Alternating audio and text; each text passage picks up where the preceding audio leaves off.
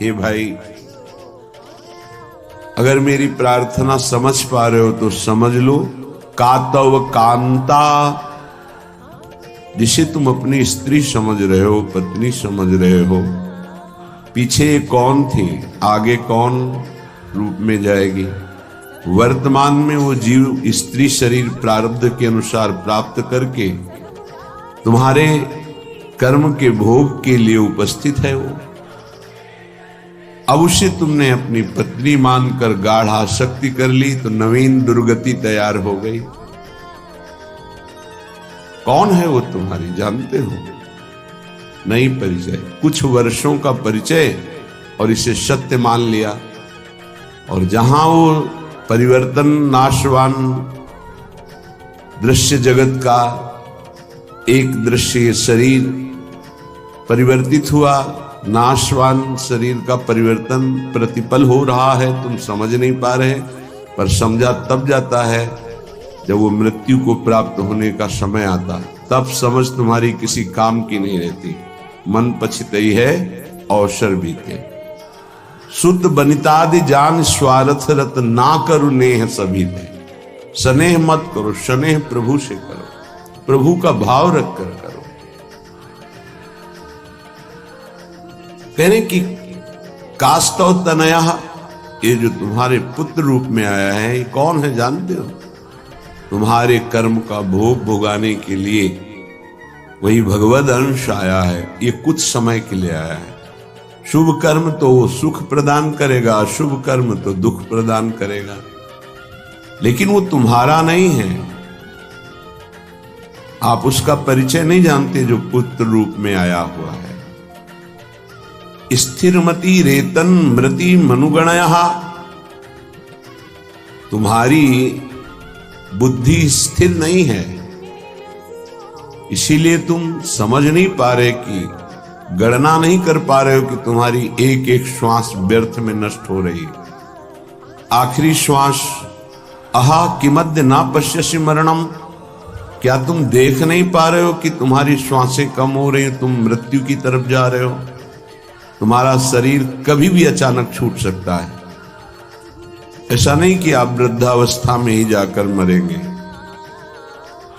तो पर वृंदावन मिहि शरणम, फिर भी तुम वृंदावन का आश्रय वास स्वीकार नहीं करते, सत्संग का अनुसरण नहीं करते, आचरण में नहीं उतारते, निरंतर नाम जप नहीं करते, तो किस भूल में तुम पड़े हो? तुम्हारे पास पत्नी है, पुत्र है, संपत्ति है, इस भूल में ये तुम्हारी नहीं है। कुछ समय के लिए तुम्हारे प्रारब्धानुसार ये संयोग बना है, बस बिछुड़ जाएगा, इसे तुम रोक नहीं पाओगे। ना अपने शरीर का छूटना, ना अपने सगे संबंधियों के शरीर का छूटना, ये तुम्हारे बस की नहीं कि तुम रोक लो। तो क्या करें? सबको छोड़ दें? नहीं, सब में भगवत भाव करो, अपने धर्म का पालन करो, खूब नाम जप करो। जीवन सार्थक करने के लिए बहुत आवश्यक है। अगर आप इनके मोह में फंस करके भगवत विमुख जीवन व्यतीत कर रहे हैं तो निरर्थक जीवन है। नमस्तस्मै कस्मै चिदपि पुरुषायाद्भुत महा महिम्ने विभ्राजत कनक रुचि धाम्ने स्वकृपया असंकोचेनैवा स्वपच मखिलेभ्यः स्वयमहो ददौ यः सद्भक्तिं विमलतर नानारसमयीं। अहो आश्चर्य है, स्वपच नीच आचरण करने वाले को भी जो गौरांगी प्रियाजू, जिनका निज महल वृंदावन धाम है, यदि आप वृंदावन का आश्रय ले लिए, वृंदावन का थोड़ा भी सानिध्य मिला, तो गौरांगी प्रियाजू की कृपा से नीच पुरुष के हृदय में भी महान प्रेम लक्षणा भक्ति प्रकाशित हो जाएगी। ये विश्वास कीजिए। लिखा है असंकोचे नैव, यद्यपि वो अनाधिकारी है, इसलिए संकोच का विषय बनता है कि अनाधिकारी को प्रेम लक्षणा भक्ति, और बोले असंकोच ही नहीं हुआ। कभी इस बात का सोच ही नहीं होता हमारे प्रियाजू को कि बहुत नीच आचरण वाला है, बहुत करुणामयी है, उन्हीं की करुणा का भरोसा नहीं। हम सब इसी पंक्ति में खड़े हैं, नीच आचरण वाले। इसलिए कह रहा हूं कि मना स्थितियों को देखो, अपने मना स्थिति को बचपन से लेकर अभी तक उस मन को ही देख रहे हैं। वासना की परत जमा है। एक बार सोहनी लगी, पोछा लगा तो लगा पवित्र हो गया, दोबारा फिर लगा तो फिर वैसे ही कूड़ा, हजारों बार लगने पर वो कूड़ा ही कूड़ा, पता नहीं कितने जन्मों का कूड़ा जमा है। आप लोग 4 दिन भजन करके चाहते हो कि हमारी कामना की पूर्ति हो जाए, मैं ऐसा, यहां संतों को पूरा जीवन हो जाता है, फिर भी अनुभव होता है मौसम कौन कुटिल खल कामी। सच्चाई की बात कह रहा हूं, फिर भी अनुभव होता है जिन मुंह को तन दियो ताको ना भजन कियो ऐसो नमक हरामी। मालिक का नमक खा रहे हैं, चिंतन विषयों का हो रहा है। दगाबाज, धोखेबाज, छलिया वो हम हैं, अपने हैं। प्रभु के अंश हैं, प्रभु ने कृपा करके मनुष्य शरीर दिया, सत्संग दिया, भगवत मार्ग दिया, फिर भी वही दगाबाजी, वही छल, वही कपट। क्या दगाबाजी? भगवत आश्रय छोड़कर किसी वस्तु, व्यक्ति, स्थान, पद, धन आदि का आश्रय ले लेना, ये दगाबाजी है, अपने प्रति दगाबाजी। जिनकी कृपा से हमारा स्वरूप पोषण, शरीर पोषण, भाव पोषण हो रहा है, हम उनकी तरफ देख ही नहीं पा रहे, अपराध पर अपराध करते जाते हैं, उनके देखते हुए उनकी खिलाफत करते हैं। ये नमक हरामीपना नहीं तो और क्या है। बड़े महापुरुषों के वचन हैं, श्री सूरदास जी, ऐसो नोन हरामी, नोन नमक हरामी।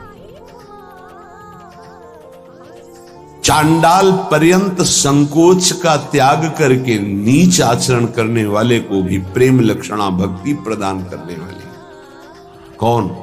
ये वृंदावन भूमि जिनकी है, गौरांगी प्रिया जी। ददौ यह सदभक्तिम विमलतर नाना रसमयीम, अद्भुत रस प्रदान करने वाली, नाना प्रकार के भाव रस, कभी अमुक लीला, कभी अमुक लीला, कभी अमुक लीला, कभी अमुक भाव भंगियां, इसमें उपासक डूबा रहता है। सदभक्तिम रसमयीम विमलतर, किंचन मात्र मल की गंध भी नहीं। मल कामना, कामना ही मल है, बार बार भोगों की कामना ये मल है, यही भगवत साक्षात्कार नहीं होने। भक्ति तो है लेकिन मल युक्त है, भक्ति तो है लेकिन व्यभिचारणी है, अव्यभिचारणी, विमलतर, रसमयीम, ये प्रिया जो प्रदान करती है।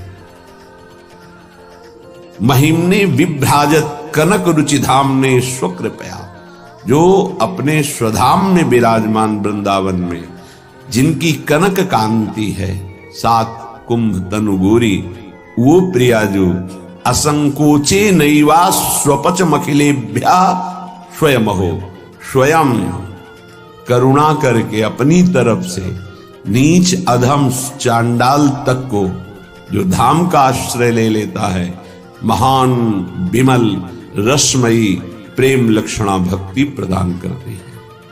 ये बड़ी दुर्लभ बात है। यस्मिन् प्रविशेन मनोपि महताम का तत्र वार्ता पुनः शास्त्राणाम ज्ञपितंच यद भागवता भंग्यैव भक्तोद्धवे तद वृंदावन मुन्मदेन रसिक द्वंदेन केनाप्यहो नित्य क्रीडतया गृहीत मिहि के विद्युर्न गौराश्रयाः। महाप्रेम की अथाह समुद्र, ना कोई शास्त्र इनको जानता है और ना शास्त्रज्ञ और ना कोई ब्रह्म ऋषि। किनको? गौरांगी प्रिया जी को। ये महाप्रेम समुद्र वृंदावन की रज और रसिक, इन्हीं से परिचय मिलता है। चाहे जितने शास्त्र पढ़ लो, हमारे प्रियाजू के विषय में नहीं जान पाओगे। लालजू के विषय में तो वो भी वो जना दे तो शास्त्र पढ़ने से नहीं जान पाओगे। सोई जाने जी देव जनाई। देखो, भगवान श्री कृष्ण ने परम ज्ञानी उद्धव जी को इशारे में बता दिया कि मेरे प्रेम को प्राप्त करना चाहते हो तो वृंदावन जाओ और मेरे प्रेमियों की चरण धूल में लोटो तो प्रेम प्राप्त कर पाओगे। अहो, ऐसा रसोन्माद वृंदावन प्रकट करता है कि युगल किशोर के सिवा और कुछ नहीं रह जाता चित्त में। धन्य है वो महापुरुष जिनके चित्त में युगल किशोर के सिवा और कोई नहीं। तो हम ये आपको निगूढ़ तत्व बता रहे हैं। गौराश्रय, गौरांगी प्रियाजू के आश्रय के बिना तुम प्रियाजू को नहीं जान सकते, प्रेम को नहीं जान सकते, वृंदावन को नहीं जान सकते, इस महासमुद्र प्रेममयी लीलाओं को नहीं जान सकते।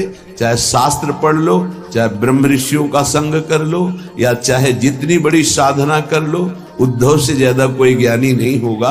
वो कह रहे कि वासुदेव ने इशारे से उद्धव को बता दिया कि परम पावन वृंदावन की भूमि में प्रेमियों के संग में ही प्रेम प्रकाशित होता है, विशुद्ध प्रेम।